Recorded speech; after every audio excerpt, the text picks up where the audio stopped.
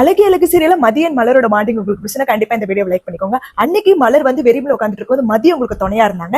இன்னைக்கு மதி சுயமரியாதைக்காக வீட்டை விட்டு வெளியில வந்திருக்காங்க. மலர் என்னதான் ஒரு மாதிரி மதி பேசினாலுமே உங்களை மாதிரி சுயமரியாதை இல்லாமல என்னால இருக்க முடியாது. மதி மலர் ஒரு மாதிரி பேசினாலுமே மலரை பொறுத்த வரைக்கும் மதி அவள் கூட பிறந்த தங்கச்சியா தான் பாக்குறா. சோ என் தங்கச்சிக்காக நான் போய் நிப்பா அப்படின்னு மாமனார் மாமியார் கிட்ட சண்டை போட்டு மதியோட மலர் வந்து உட்காராங்க. மதி அதுக்கு ஒரு மாதிரி ஆகுது, உறுத்தலா இருக்கு. சோ அவங்க வந்து கண்டிப்பா மலர் கிட்ட அவங்க பேசுறதை நினைச்சு வருத்தப்பட்டு ஃபீல் பண்ணி சாரி கேட்பாங்க. நம்புறோம், பார்க்கலாம். அது அப்கமிங் எபிசோட்ஸ் தான் தெரியும். சோ மதி எப்படி வீட்டுக்குள்ள போவாங்க அப்படின்னா, எந்த போலீஸ்காரன் வயல வெளியே போக எந்த போலீஸ்கார வீட்டுல அநியாயம் நடக்குது அதே போலீஸ் ஸ்டேஷன்ல போய் நம்ம கம்ப்ளைண்ட் கொடுத்து மாமனார் மாமியார் மேல கம்ப்ளைண்ட் கொடுத்து அவங்க மூலமாவே நம்ம உள்ள போகணும், அவங்களாதான் நம்ம வெளியே துரத்துனாங்க, அவங்க மூலமாவே உள்ள போகணும் அப்படின்னு சொல்லிட்டு மதிப்பை கண்டிப்பா போலீஸ் ஸ்டேஷன்ல கம்ப்ளைண்ட் கொடுப்பாங்க அப்படின்னு நினைக்கிறோம்.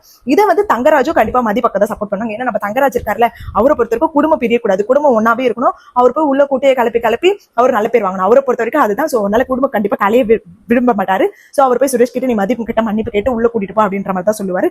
சோ அதே போலீஸ்கார வாயிலே மதியம் உள்ள கூட்டிட்டு போவாங்க. அப்படிதான் நடக்கும், நம்புறோம், நினைக்கிறோம். பாப்போம் என்ன நடக்குதுன்றது அப்கமிங் எபிசோட்ஸ் தெரியும். இப்படி நடந்தா தான் நல்லா இருக்கும். இதே மாதிரி நடக்கணுமா இல்ல வேற மாதிரி நடக்கணுமா, உங்களுக்கு என்ன மாதிரி தோணுது அப்படின்றது கீழே கண்டிப்பா கமெண்ட் செக்ஷன்ல சொல்லுங்க. இந்த மாதிரி மோர் அப்டேட்ஸ்க்கு கண்டிப்பா நம்ம சேனல் மறக்காம சப்ஸ்கிரைப் பண்ணிக்கோங்க.